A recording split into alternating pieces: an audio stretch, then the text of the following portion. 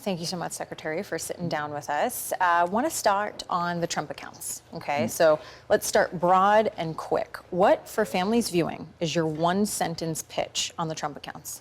Well, for the families who have children between January 1st, 2025 and December 31, 2028, you've got $1,000 coming from the government that's going to be invested into an index fund. But for all families with children below age 18, sign up at trumpaccount.gov. They're going to go live July 5th. So even if your child doesn't get the $1,000 from the government, you can contribute in tax-free. And we're going to have employers who are contributing. Friends, family can contribute. We got some of America's great philanthropists like Michael and Susan Dell, $6.25 billion. We got Ray Dalio, who adopted children or sponsoring children in the state of Connecticut. Brad Gerstner, who this really came from an idea at his dining room table, just announced he's going to donate to all children below age 5. So we think there are 25 million households who are there to sign up. We've gotten 600,000 signups just this week. So sign up and start the program. All right, that might have been more than one sentence, but I'll let it slide because it was a good explanation. Yep. I like it. I want to press you though on this question of the wealth gap, because we've heard from critics that, well, let's say I'm a high income earning family. I can keep contributing to that over time as my child grows. But if I'm a low income family, my child, when they turn 18, may only have $5,000 or so, give or take. So how are you going to prevent the wealth gap from widening with this program? Well, I think that is a terrible criticism. It shows how out of touch anyone who says that is. Because if they say only $5,000, these are families, huge number of families in America wouldn't have $500 to meet a medical emergency. So how can they say only $5,000? What the hell are they talking about? Doesn't make any sense. You know, it's just because President Trump has sponsored it, they don't agree with it. The other thing too is a lot of the contributions, Michael and Susan Dell's contribution, $6.25 billion across America, is not going to the top 20% economic zip codes. So philanthropists can actually choose. They can choose by zip codes, they can choose by school district, they can do by economic quintiles. States can get in on the action. So, and again, you don't want a wealth gap. No, you don't want a wealth gap. Go to Venezuela, go to Cuba. Nobody has anything. Okay, so I cover business, right? Yep. So let's talk a little bit though about those lower income families that maybe don't have the financial literacy. Because I'm going to be honest, it took me a long time to get where I was. What are some of the safeguards in this program that will help educate folks so that when someone does turn 18, they are able to utilize this in the right way and benefit? Sure, great question. I've been a big proponent of financial literacy over the years. We are pressing the states. We think states should be in charge of education. But I believe that by virtue of the accounts existing, we're going to have a great real-time laboratory that people are going to want to get up to speed, because you're going to be able to look at it on your phone. You can sign up on your phone. You can watch the account on your phone. So all of a sudden, it's not some abstract, intangible that like this is what goes on at the corner of Wall Street and Broad Street. Bears, bulls, yeah. Yes, and so. But we're going to push a big amount of financial literacy out of Treasury.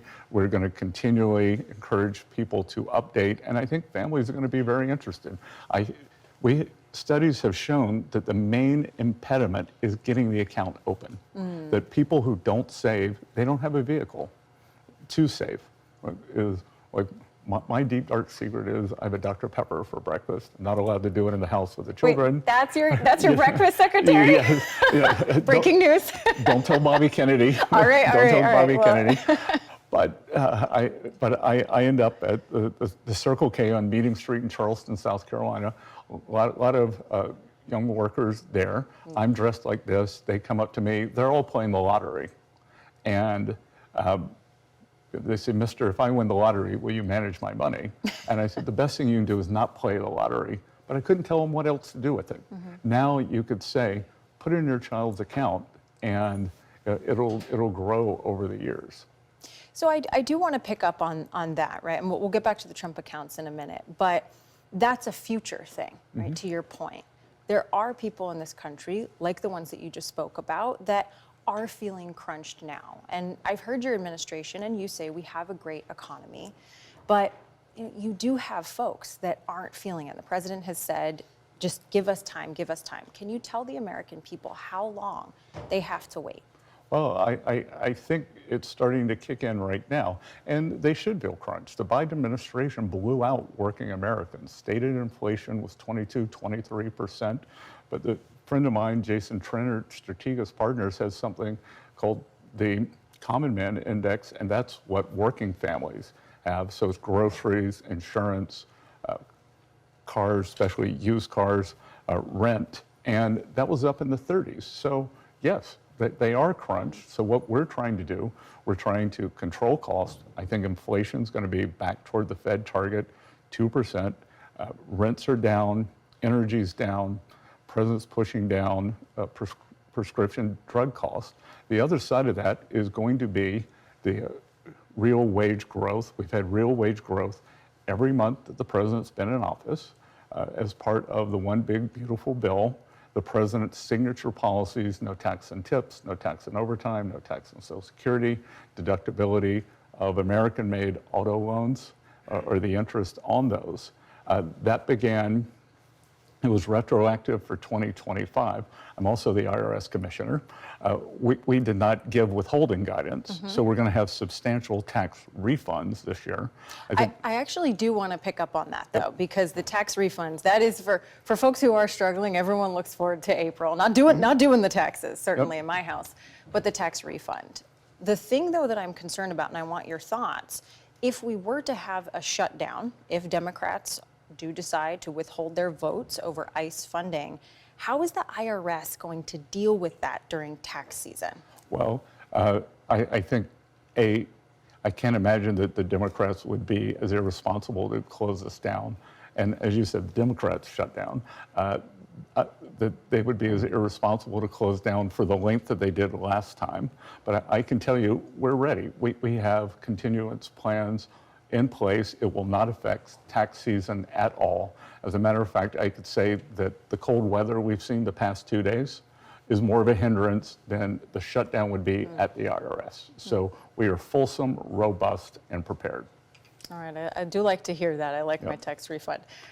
You mentioned, inflation, the 2% target. I immediately go up the Fed's target, and I would be remiss if I didn't ask you about the Fed, because we do have an interest rate decision this week. Today, that is right, in a few hours here. The Department of Justice is investigating Fed Chair Powell. What message should that send to future Fed chairs, as the president is about to announce who will succeed Powell? I think that the message is that independence does not mean no accountability. I've been calling for the Fed to do an internal investigation on numerous things since last spring, and they've chosen not to do it. The Fed has a very special relationship with the American people because it is the most powerful unappointed group in the U.S. And because of that, they have to be like Caesar's wife. They have to be beyond reproach. So if I want a new chair for my office at Treasury, it comes from an appropriation. The Fed, if they overspend on a building's $700 million, $1 billion, $1.5 billion, they just print magic money. So they can print their own money, so you have a responsibility. But again, President has great reverence for the Fed's independence, but independence does not mean no accountability. Would it be crazy for someone to worry that there would be more accountability, more oversight if interest rates don't go the way that this president, or by the way, any future president wants? Not at all, because again, the president's well aware that it's a committee, and the committee has 12 voters. The chair is just one vote. Fair point. I did want to ask you, something that we've heard from our viewers is that there isn't enough focus on what's going on here in the U.S., that there's a focus on other countries. And I want to pick up on Venezuela. That's one that's been in the news. The oil sales. We've recently had an oil sale.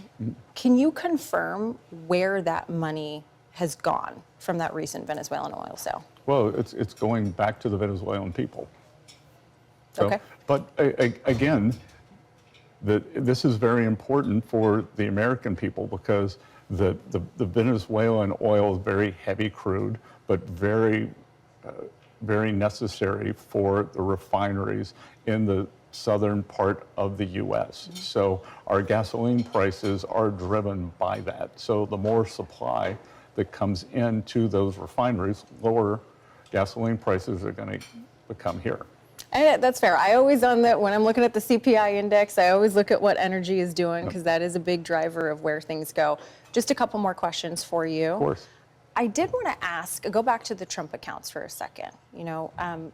Let's say 2043, someone has a baby right now, they sign up for an account 18 years from now. If that person, when they receive that money in that account, if they aren't able to go out and pay for college, to go buy a home eventually, if it hasn't really meaningfully changed their ability to do that, would you call this a failure?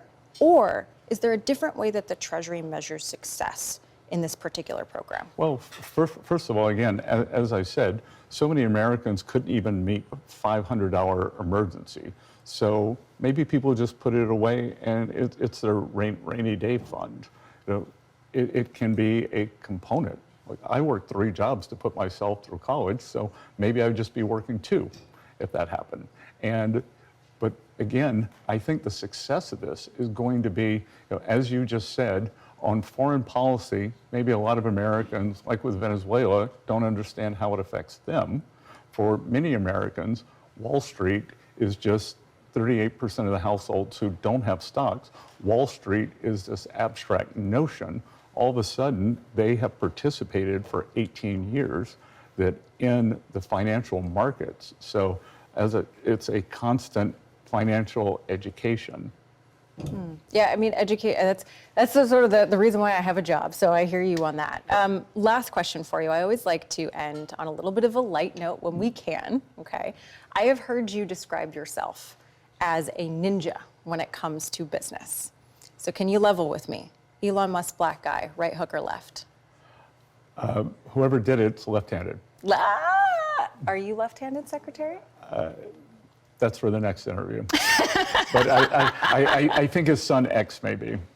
Okay. And he said X, they did it, so. Well, he may have a UFC fighter on his hand then. Well, Yeah. I think he'd just taken X to UFC Yeah. a couple of weeks before. All right, Secretary, so appreciate your time today. Thank you. Good to see you.